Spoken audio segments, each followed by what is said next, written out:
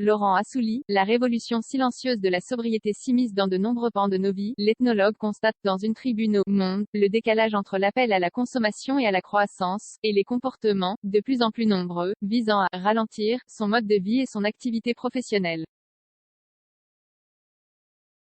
Publié aujourd'hui à 8h, temps de lecture 5 minutes. Partage désactivé envoyé par email partage désactivé article réservé aux abonnés Tribune. La bataille pour un ralentissement de nos modes d'existence et un consumérisme plus tempéré a commencé. Elle n'est plus la chasse gardée de militants écologistes, mais touche désormais toutes les classes sociales. La sobriété figure cette nouvelle humeur et se propage au fur et à mesure que des citoyens se lassent d'une société inadaptée aux nouveaux enjeux de la mutation climatique. La révolution silencieuse de la sobriété s'immisce dans de nombreux pans de nos vies, nous intimant en sourdine de ralentir nos cadences, n'en déplaise à la modernité qui nous pousse à la vitesse.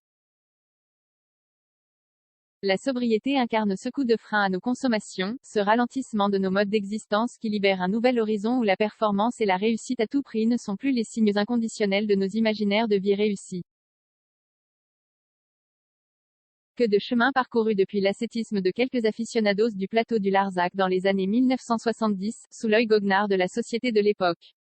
Une enquête sur 3 terrains, télétravail, habitat participatif, cadre, décrocheur, menée dans le cadre d'un travail doctoral par entretien et questionnaire entre juin et septembre 2021, met en lumière un décalage entre les incantations des politiques à consommer plus pour soutenir l'économie et une frange de la population, toute classe sociale confondue, qui opte pour un ralentissement de son mode de vie. La nouvelle donne climatique n'est sans doute pas étrangère à cette nouvelle réflexion sur la vie matérielle.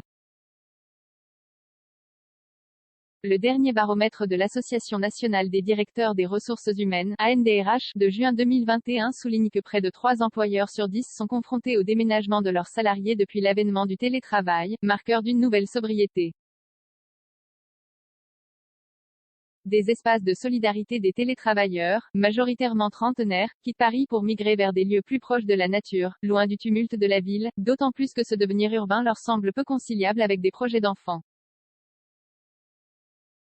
Souvent originaires de province, ils optent pour un rapprochement familial plutôt que le choix d'une région, carte postale de vacances, même si les deux ne sont pas incompatibles.